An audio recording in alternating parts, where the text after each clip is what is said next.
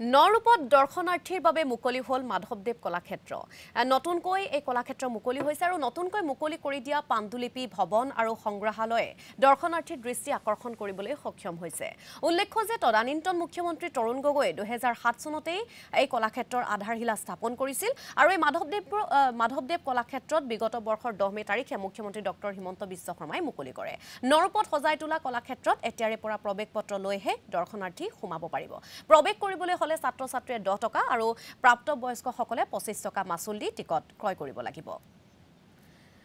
আৰু এই সন্দৰ্ভত বিপুৰীয়াৰ পৰা সামগ্ৰিক প্ৰতিবেদন আগবঢ়াব সাংবাদিক জগত বৰাই 2007 চনৰ 23 মাৰ্চত অসমৰ তদানীন্তন মুখ্যমন্ত্ৰী তৰুণ গগৈয়ে আধাৰশিলা স্থাপন কৰা মাধৱদেৱ কলাক্ষেত্ৰ সম্প্ৰতি প্ৰাণ পাই উঠিছে ইতিমধ্যে বদুলা এটা সত্ৰৰ ভূমিত স্থাপন কৰা এই সত্ৰৰ ভূমিত স্থাপন কৰা মাধৱদেৱ কলাক্ষেত্ৰ বিগত বৰ্ষৰ 10 মেত অসমৰ মুখ্যমন্ত্ৰী ডক্টৰ হিমন্ত বিশ্ব শৰ্মাই মুকলি কৰাৰ পাছত শেহতীয়াকৈ দৰ্শনাৰ্থীৰ বাবে মুকলি কৰি দিছে মাধৱদেৱ কলাক্ষেত্ৰ মই সহযোগী দেখুৱাবলৈ অনুৰোধ জনাম এক চালে চকুৰোৱা পৰিৱেশ বিৰাজ কৰিছে মাধৱদেৱ কলাক্ষেত্ৰত যিহেতু উত্তৰপৰীয়া ৰাইজৰ দীৰ্ঘদিনীয়া আশা আছিল যে মাধৱদেৱ কলাক্ষেত্ৰ প্ৰাণ পাই উঠিব আৰু এক পৰ্যটনস্থলী হিচাপে মহাপুৰুষ মাধৱদেৱৰ জন্মস্থান গঢ় লৈ উঠিব আৰু তাৰ ফলশ্ৰুতিতে শেহতীয়াকৈ মাধৱদেৱ কলাক্ষেত্ৰখন দৰ্শনাৰ্থীৰ বাবে মুকলি কৰি দিয়াৰ পাছত যথেষ্ট দৰ্শনাৰ্থী ভিৰ পৰিলক্ষিত হৈছে পাণ্ডুলিপি ভৱনৰ পৰা আৰম্ভ কৰি মিউজিয়ামলৈকে সকলোখিনি সুন্দৰকৈ সজাই পৰাই তোলা হৈছে এটা আন্তঃৰাষ্ট্ৰীয়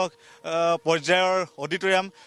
নিৰ্মাণ চলি আছে কিছুদিনৰ পাছতে হয়তো নিৰ্মাণ সম্পূৰ্ণ হৈ উঠিব আমাৰ লগত কলাক্ষেত্ৰ সমাজৰ বিষয়ববীয়াসকল আছে আমি তেওঁলোকৰ পৰা জানিবলৈ যত্ন কৰিম যেহেতু গৰম বন্ধ আৰু গৰম বন্ধত আপোনালোকে দৰ্শনাৰ্থীৰ বাবে মুকলি কৰিছে কেনেকুৱা সঁহাৰি পাইছে দৰ্শনাৰ্থী আমি অতি সুখী যে মানে সকলো ৰাইজে মানে অতি সুখী হৈছে আৰু মানে আমি মানে বৰ সঁহাৰি পাইছোঁ আমি 11 তাৰিখে আমি প্ৰথম টিকট ইছ্যু কৰিছিলোঁ প্ৰথম দিনে আমাৰ মানে প্ৰায় 9,555 টকা কালেকশ্যন হৈছে ছেকেণ্ড দিনা 9,595 টকা আৰু কালি হায়েষ্ট হৈছে 15,000 ওপৰত গৈছে টিকেটৰ মূল্য কিমান টিকেটৰ মূল্য প্ৰাপ্তবয়স্কৰ বাবে 25 টকা নিৰ্ধাৰণ কৰা হৈছে আৰু 14 বছৰ তলৰ কাৰণে 10 টকা কৰা হৈছে আৰু বৰ্তমান মানে পাৰ্কিংটো আমি গাড়ী পাৰ্কিঙৰ কাৰণে আমি ফিজটো লোৱা নাই সদ্যহতে দূৰ দূৰণিৰ পৰা দৰ্শনাৰ্থী আহিছে হয় আহিছে কালি মাজুলীৰ পৰা আহিছিলে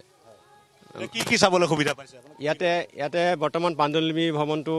সম্পূৰ্ণ হৈছে আৰু মিউজিয়ামৰ এটা অংশ মুকলি কৰি দিয়া গৈছে আৰু ধুনীয়াকৈ আৰু অচিৰে মানে বাকীখিনি সম্পূৰ্ণ হ'ব হয় এটা কথা মন কৰিলে যে বদুলা সত্ৰাধিকাৰ প্ৰয়াত সত্ৰাধিকাৰ শ্ৰীকান্ত গোস্বামীৰ মহানুভৱতাৰ বাবে মাধৱদেৱ কলাক্ষেত্ৰখন নাৰায়ণপুৰত এইদৰে গঢ় লৈ উঠিছে তেওঁ ভূমিদান দিয়াৰ পাছত এইদৰে কলাক্ষেত্ৰখন চৰকাৰৰ পৃষ্ঠপোষকতা সজাই পৰাই তোলা হৈছে নাৰায়ণপুৰীয়া ৰাইজ আছে আমি তেওঁলোকৰ পৰা জানিব বিচাৰিম দীৰ্ঘদিন দাবী আছিল আপোনালোকৰ হয় আমি যেহেতু 2007 চনতে ইয়াতে কলাক্ষেত্ৰখনৰ আধাৰশিলা স্থাপন কৰিছিলে তদানীন্তন মুখ্যমন্ত্ৰী তৰুণ গগৈদেৱে তেতিয়াৰ পৰাই আমাৰ এটা সপোন যে আমি পূৰ্ণাংগ ৰূপত কলাক্ষেত্ৰখন আমি দেখা পাম আৰু সেই সপোন এতিয়া বাস্তৱায়িত হোৱাৰ দিশত আগবাঢ়িছে ইতিমধ্যে ইয়াৰ যি সংগ্ৰহালয় আছে আৰু যি পাণ্ডুলিপি ভৱনত ইতিমধ্যে যিসমূহ আপুৰুগীয়া সম্পদ সত্ৰীয়া সংস্কৃতিৰ লগত জড়িত সকলোখিনি সম্পদ আমি ইয়াত দেখিবলৈ পাইছোঁ ভাল লাগিছে আৰু যথেষ্ট কাম কৰিবলৈ বাকী আছে আমি জানিব পাৰিছোঁ যে অহা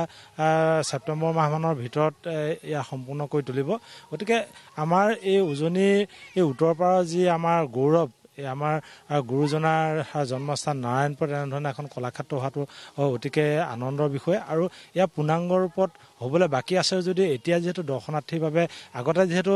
মুখ্যমন্ত্ৰীয়ে যোৱা বছৰ মে মাহতে তেখেতে ইয়াতে আনুষ্ঠানিকভাৱে মুকলি কৰিছিলে বাহ্যিক গোটেই দিশটো কিন্তু এতিয়া আভ্যন্তৰীণ যিসমূহ আমাৰ শিল্পকলা বা আপোনাৰ সংগ্ৰহালয় আছে পাণ্ডুলিপি ভৱন আছে ইয়াৰ ভিতৰৰ সম্পদসমূহ এতিয়া ৰাইজৰ বাবে দৰ্শনাৰ্থীৰ বাবে মুকলি কৰি দিছে গতিকে ভাল লাগিছে আৰু ইয়াৰ লগতে যিহেতু দেখা গৈছে যে ইয়াত দূৰ দূৰণিৰ পৰা এই দৰ্শনাৰ্থীসকলে আহি পেলাই ইয়াতে তেওঁলোকে যি আশা লৈ আহিছে সেই আশা পূৰণ হোৱা যেন তেওঁলোকৰ এটা মনৰ অনুভৱ হৈছে আৰু আমাৰো তেনেকুৱা এটা অনুভৱ হৈছে কাৰণ আমি স্থানীয় হিচাপে আমি সদায় সেই দূৰ দূৰণিৰ পৰা অহা দৰ্শনাৰ্থীসকলৰ লগত কথাও পাতিছোঁ যে আপোনালোকক কেনেকুৱা লাগিছে তেখেতলোকে কিন্তু এটা কথা কৈছে যে খুব ভাল লাগিছে আৰু ভাল হওক আমি তাৰ কামনা কৰিছোঁ চৰকাৰক ধন্যবাদ জনাইছোঁ আৰু চৰকাৰে আমাৰ এই উত্তৰ পাৰৰ যি আমাৰ গৌৰৱ এই গৌৰৱ যাতে আৰু জিলিকাই তোলে তাৰ প্ৰতি আমি কামনা কৰিছোঁ নাৰায়ণপুৰীয়া আৰু এজন ব্যক্তি আছে